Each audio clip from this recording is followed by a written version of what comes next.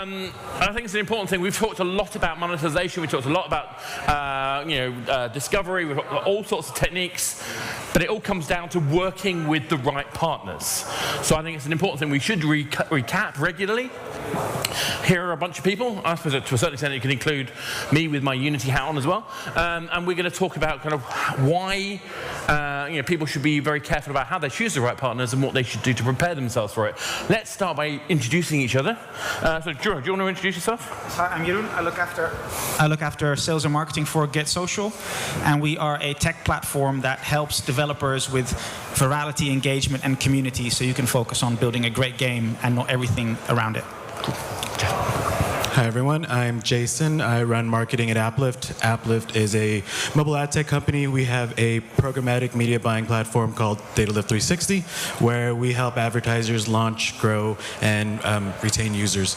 Prior to Aplift, I worked at Gree and at Game Insights, so a couple of studios, familiar names. Jerry. Hello, I'm Jamie. I'm in business development at GameSparks, and GameSparks is a back-end platform for game developers that allows you to build out all your multiplayer features, all your social features of your game really easily, really efficiently, and basically bring your game to launch and manage the game after launch very, very easily. So yeah. Hi everyone, Colby from AppNext. AppNext is a mobile app discovery platform that helps developers monetize and reach new audiences. We have over 45,000 developers, thousands of advertisers at any given point. Hi everyone, I'm Anna from Appadeal.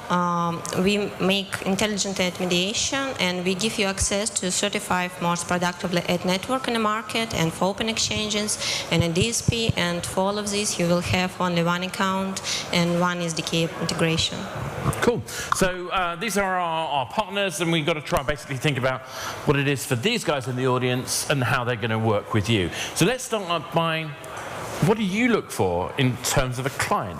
What will make it easier for you to give value to your end clients? What things are you looking for from them? What about that? So, because the main things we focus on are virality and engagement. So we have a platform called Smart Invites that allows you to invite players into your game through Facebook, WeChat, Kik, and Line, anything outside of the standard Facebook notifications and email. So what we're looking for when we're talking to these clients is having a clear idea of how you're going to implement this, and having also taking ownership of the implementation. So not just taking our UI, which is by intention extremely ugly, because we want you to make your own. So we help developers having a clear idea and then bringing that through to implementation, making sure that it looks as if it's a native part of the game. Basically, we don't want people to know that you're using us. It sounds a little bit like a comment that was made earlier today about kind of monetization design. So kind of basically having people consider the way they're going to use these tools as part of the integrated design process. Absolutely. Jason, do you have any sort of thoughts? What we're looking for in advertisers is someone who's actually looking for like a partnership. You could do UA a couple different ways. You can do a short burst or something like that. But for us, we are trying to look at the entire life cycle of an app. So launching an app, growing, and then ultimately when some users fall off, we also do re-engagement, right? So we're looking for a partner who actually will communicate with us, talk to us exactly what part of their app is, key metrics is, and how we can re-engage the user, what parts of the apps are actually pure KPIs, so that we can actually optimize your paid UA campaigns. So more of like a long-term partnership is what we're looking for. So it sounds like someone who really understands that they're making a service, not just a throwaway product. Exactly. Yeah.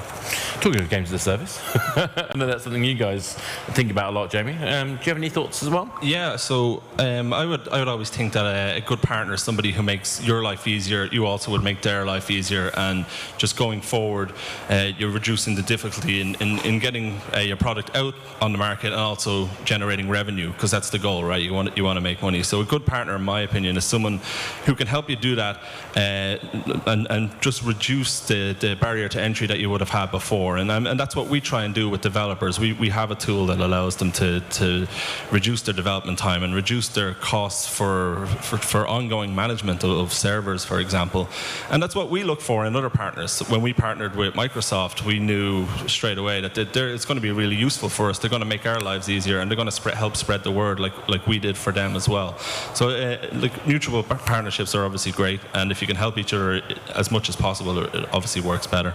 I think part of that for me is about sort of the consultancy part of it. It's like, you're an expert in your platform, and your platform delivers, but you hope that your team that you're working with, the client company, are focusing their expertise on the game experience that they're trying to create for their players.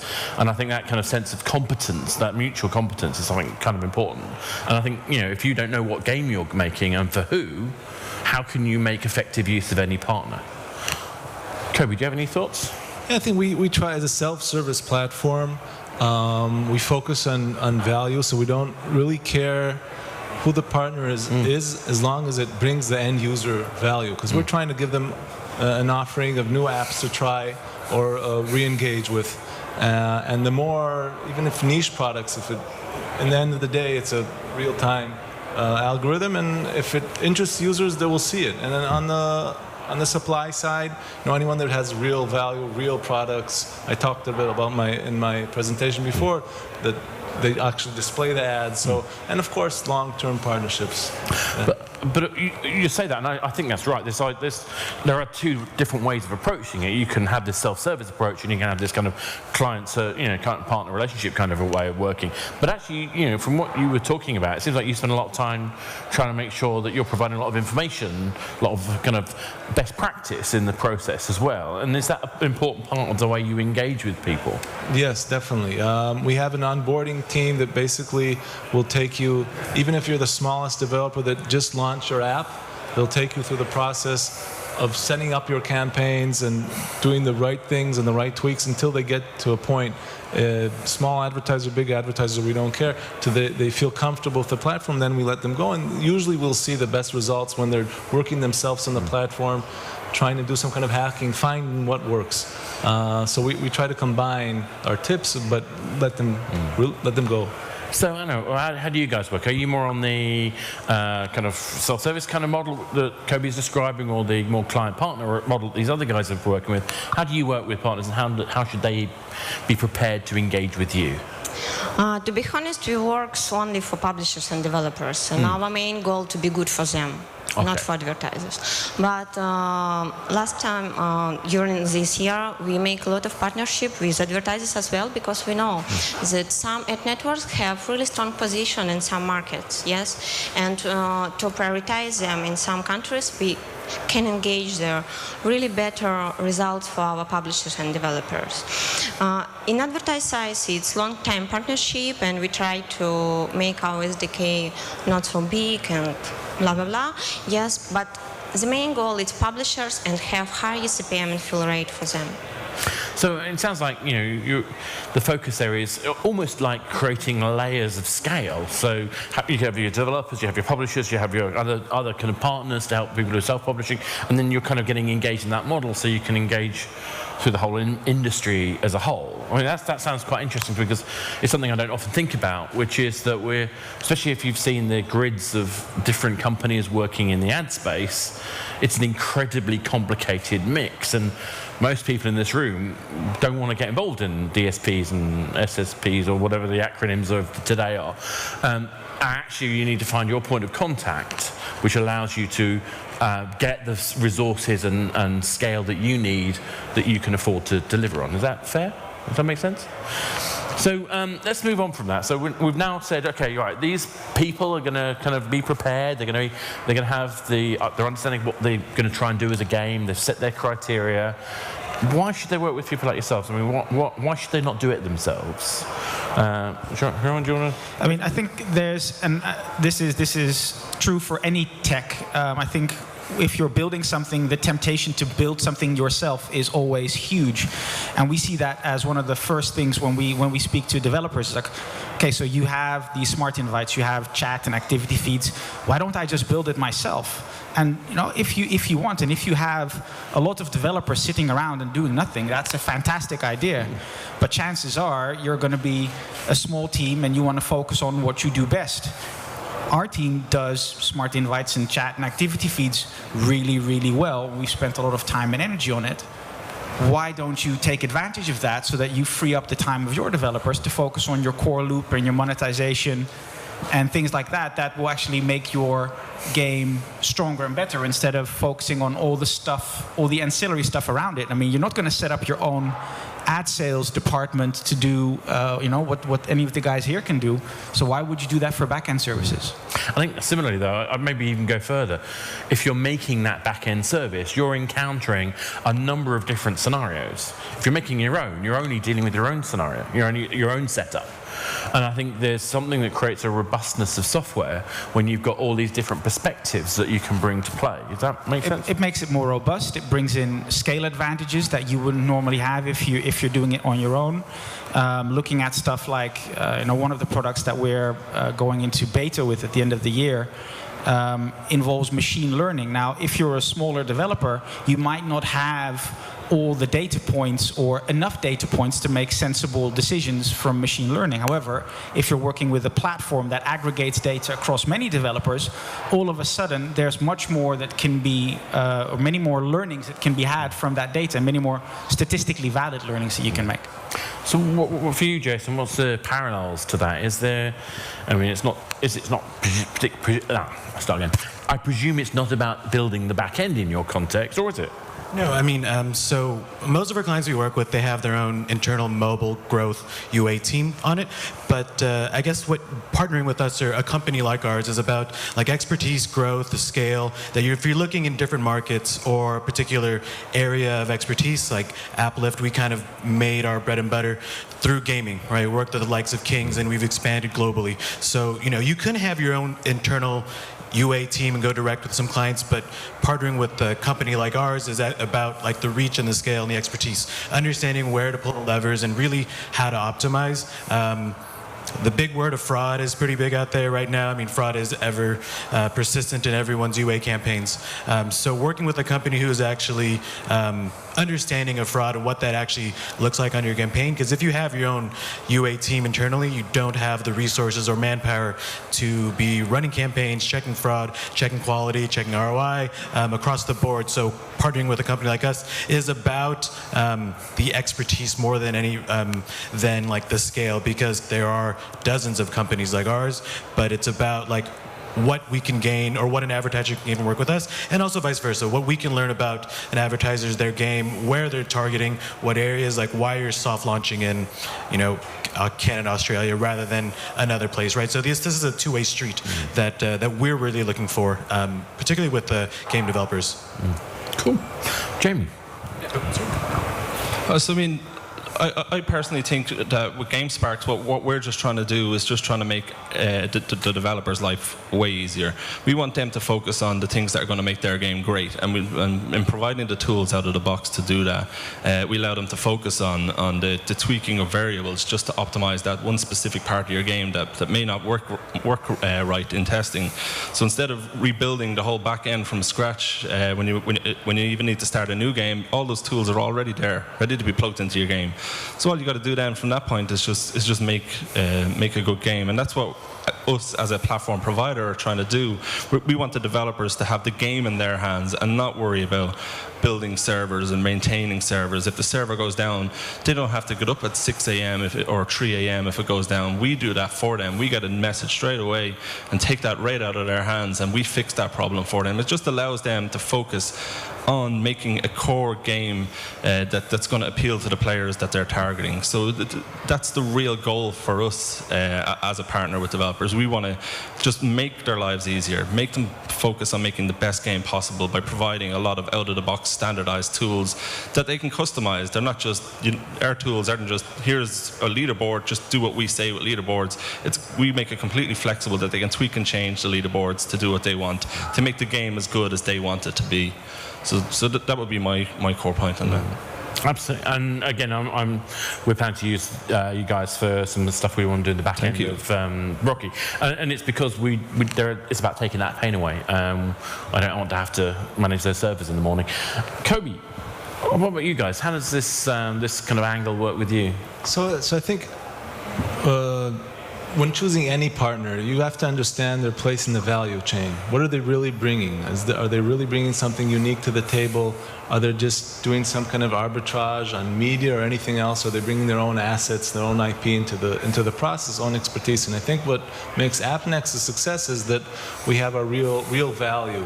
We're bringing in, if you're an advertiser, you can reach through us unique reach, because we have a long tail and mid tail of a small developers is taking our SDK, so they can reach that. And also for our developers, so we give them, in terms of displaying of ads, full control. They can control who's running on them, a lot of flexible tools. So really understand who you're working with.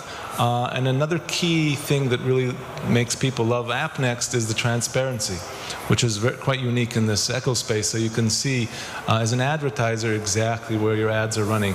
So I think for us is trying to continue to bring unique value and develop new products, and that's what we're working on right now. I genuinely think transparency is going to become a watchword over the next couple of years, at least. So Anna, what about you guys? How do you fit into this kind of model? For Apadiel, it's really easy to explain because it's really powerful product. We see a lot of in-house solution about mediation and a lot of companies who come to us after this in-house solution, and we know that they face a lot of problems in this in-house solution.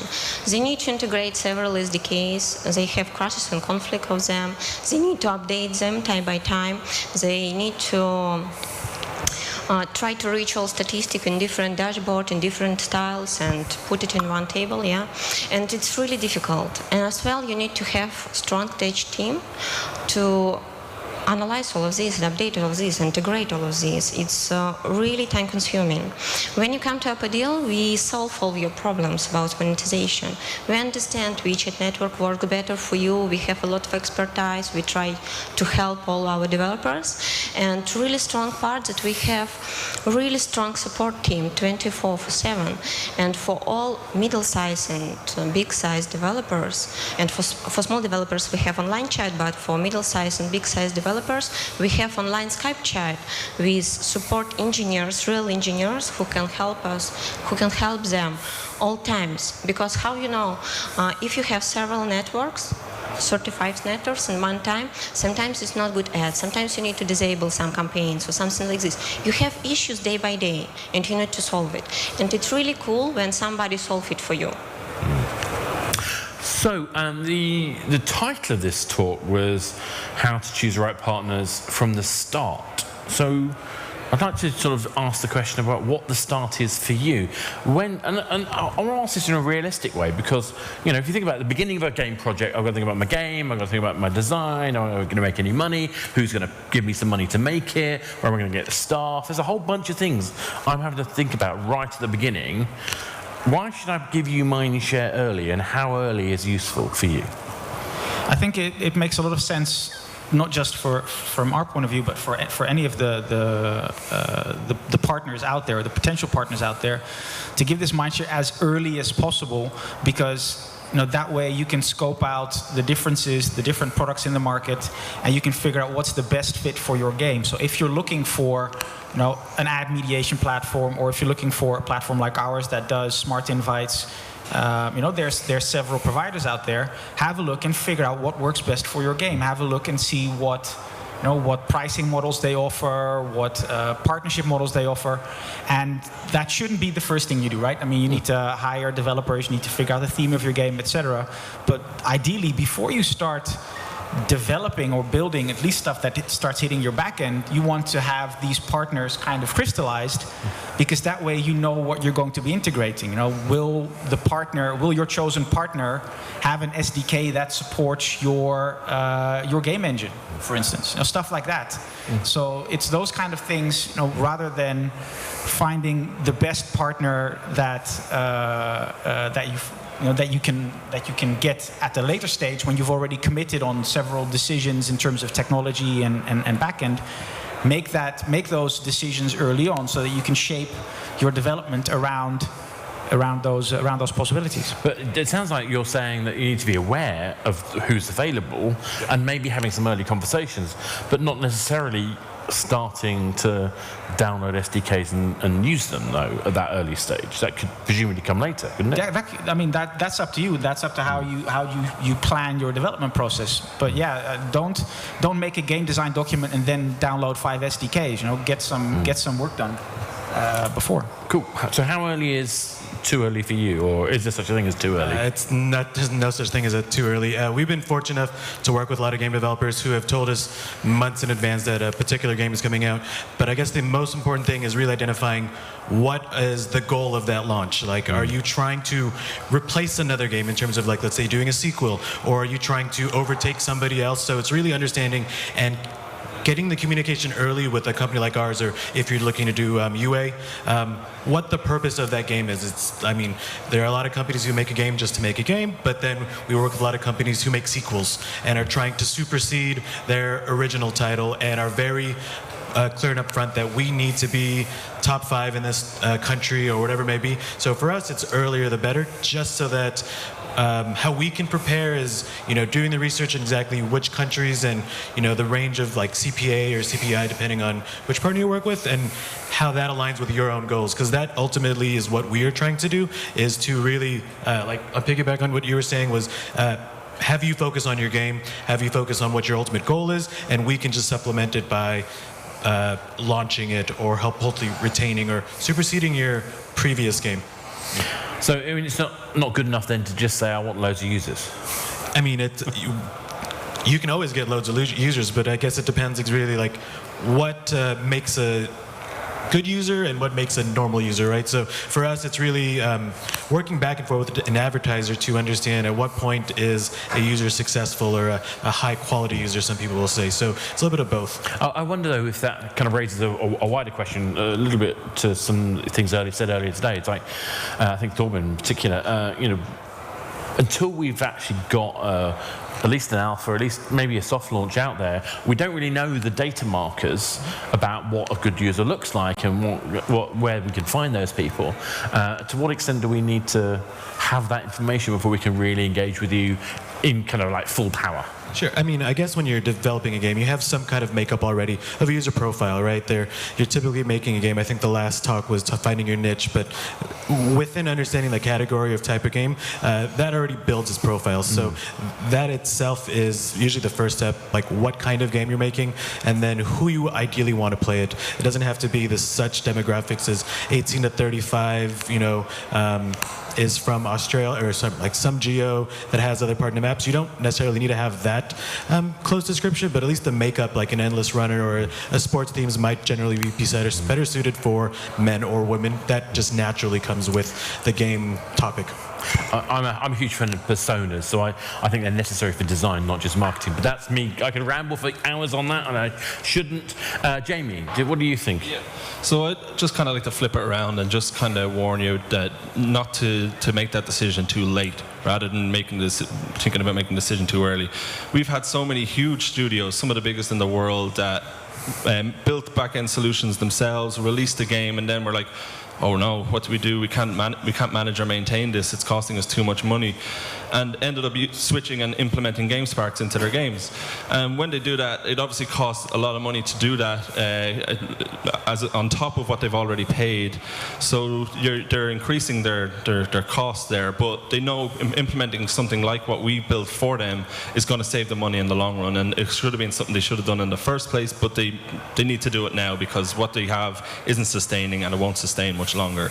So they make the decision to put the investment into putting a partner in place and a another solution, another back-end solution in place later on in the game, which isn't optimal for anybody because so those decisions should have been made in advance. And the decision these studios all made is let's build it ourselves, which is never always the right idea. I mean, everybody uses Unity now in the indie space, and they've got a lot of AAA studios using Unity, and well, we'd consider GameSparks the Unity of the back end or the server side, whereas just pick a tool that works with what you need and just put it in place at the start, and don't make the decision too late. And that's how I feel about it. But you did cheat because I was asking the other question. But that's fine. It's okay. But with Kobe, I'm going to get you to try and go back to the other weird one. I don't mind if you say why too late is bad too. But when is the right time to start? So for us, it's very early. We get a lot of developers using us both sides, both to monetize and to distribute in soft launch, because soft launches are about learning, and you need to be agile. You need to try a lot of things. And our tools allow that. So if you're a developer, first of all, you get paid quickly every 10 days. And we have a very large variety of tools. So you can test rewarded videos. You could test native ads and see what is the exact mix of revenue versus user experience. And on the advertising side, because it's a self-service platform and you want to do things very quickly, you don't have to send an email to an account manager, hey, please open this new geo, and then wait 48 hours. Everything is immediate. So you get immediate response. You do a lot of iterations and tests in different geos, different bids, different audiences. So the ability to do things very quickly and have full control is what brings a lot of soft launches to our place. And also we get returning, let's say, I don't know, Playrix now with their new Gardenscape. We are part of their launch partners because of this immediate control and transparency. Cool. Anna? Of course, we suggest developers and publishers start to think about monetization early. But nobody do it, unfortunately. But as for Apodial, it's really easy because you can start use it even in any time. When you want to increase your revenue and solve some problems, you can start use Apodial. It's really easy going integration because anytime. So anytime, but I mean, I think if we look at what we've been saying all along, you need to get informed about what it is you want as a developer or publisher from these partners. You need to be prepared when you have those conversations. And it sounds like we're all saying the same thing, which is we need to really have that in mind the moment we start putting pen to paper in terms of what our designs are. Not necessarily having those activities straight away, but to at least know the direction we're going in so that we can plan to make strategic decisions about when we're going to put what back-end tools, what advertising networks, what other platforms we need to put into our experience. We need to be able to plan that ahead of schedule so that we can get the best effective value out of it, and so we have enough time to talk to these guys and get their expertise and make sure that we make the best use of them. So if we want to get started and be the most effective company we can, we can't go alone. We need to find the right partners. Take these. Thank you very much. Thank you, guys.